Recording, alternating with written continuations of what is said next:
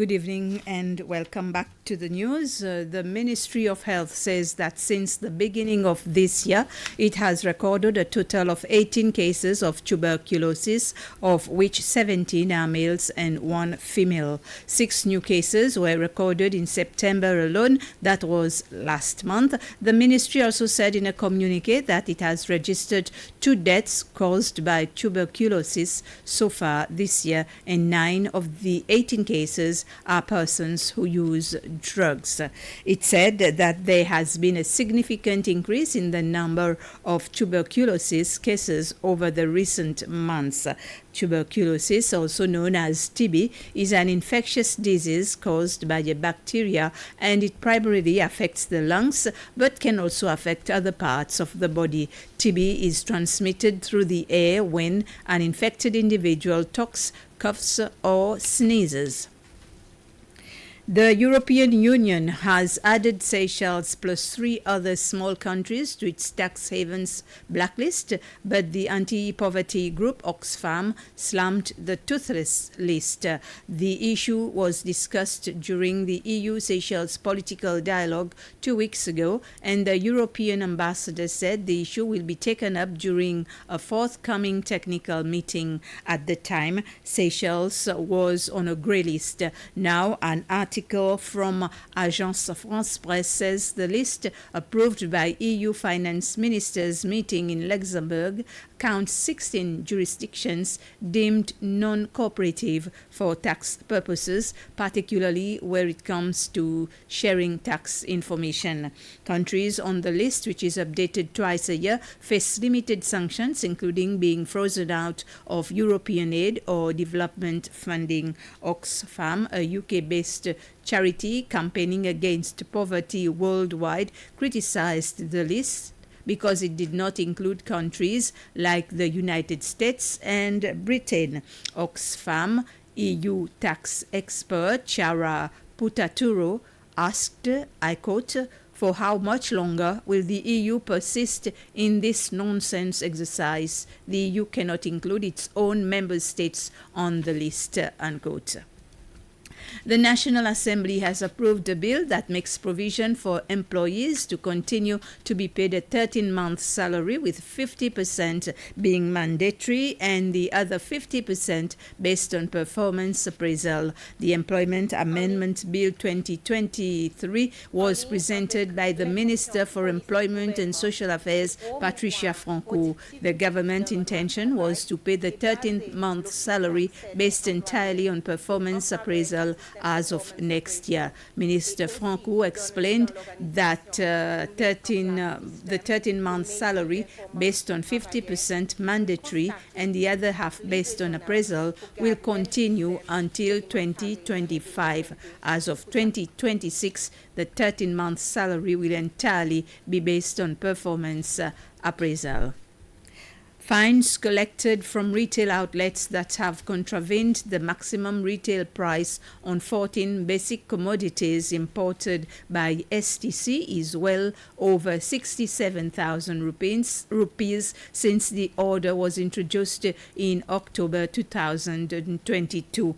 The Minister for Finance, National Planning and Trade, Nadi Hassan, told the National Assembly that there was a need to increase the penalties for non-compliance with the order.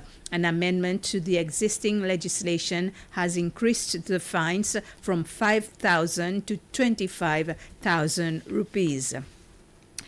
The chairperson of the Retailers Association, Louisiane Jacques, is the first person to participate in the Wheelchair Challenge. The Division for Elderly and Disabled People and the Ramp Up Rise Up campaign organized this challenge to spread awareness of the difficulties that disabled people face on a day-to-day basis. Representatives of the Ramp Up Rise Up campaign are encouraging different organizations to take part in this challenge. The aim of the campaign is to make people aware of all the establishments that are not accessible. An able person gets up in the morning, goes into town, does their thing, goes to any shop they want. But a person in a wheelchair doesn't have that luxury. Many shops have steps with no ramps. So by showcasing the shops that don't have accessibility, I'm hoping, and done by key stakeholders, I'm hoping that people experiencing it will actually realize what it feels like physically tiring, mentally exhausting. So I'm hoping that by people experiencing it and raising awareness in the media, that they will feel like a little bit of compassion towards the disabled, like think about it differently, not just see somebody in a wheelchair, or they're riding in a wheelchair, actually come forward and make changes.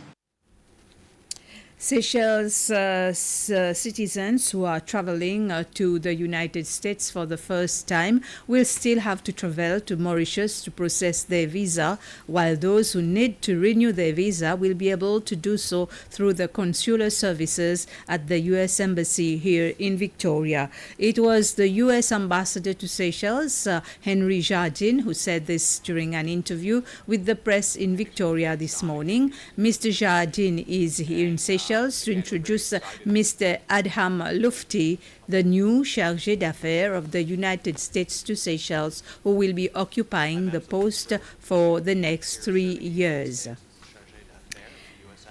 This is a wonderful opportunity for us to grow and build out the relationship and the wonderful partnerships that we already have with the government and the people of Seychelles on a full range of global and regional priorities that we have here, including educational exchanges, good governance, and climate change. We also have a lot of work that we're doing on good governance in the region and partnering with others here in the government as well as with regional governments to make sure that we're working on some of those transnational issues like money laundering and illicit drug trade.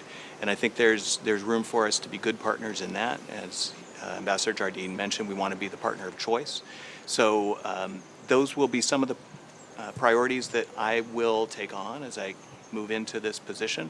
But in addition, I want to make sure that I'm just able to partner with and listen to my counterparts in the Seychelles government. So I want to hear from them, what are the priorities, where are there opportunities for us to work together moving forward. I don't want to come in and with a predetermined idea of what the priorities here are without talking to the local partners first. So I'm going to be doing a lot of listening before I do a lot of the engaging on new projects.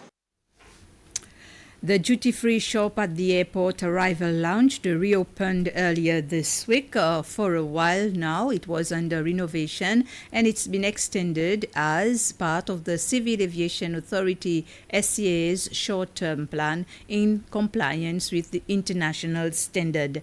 Its long-term plan is to eventually have a bigger airport, but in the meantime, the SCA and the Seychelles Trading Company, which runs the shop, want to elevate the customer experience and give them value for their money. More high-end brands and varieties of products have been added. We've come to the end of this news summary. Thank you for watching.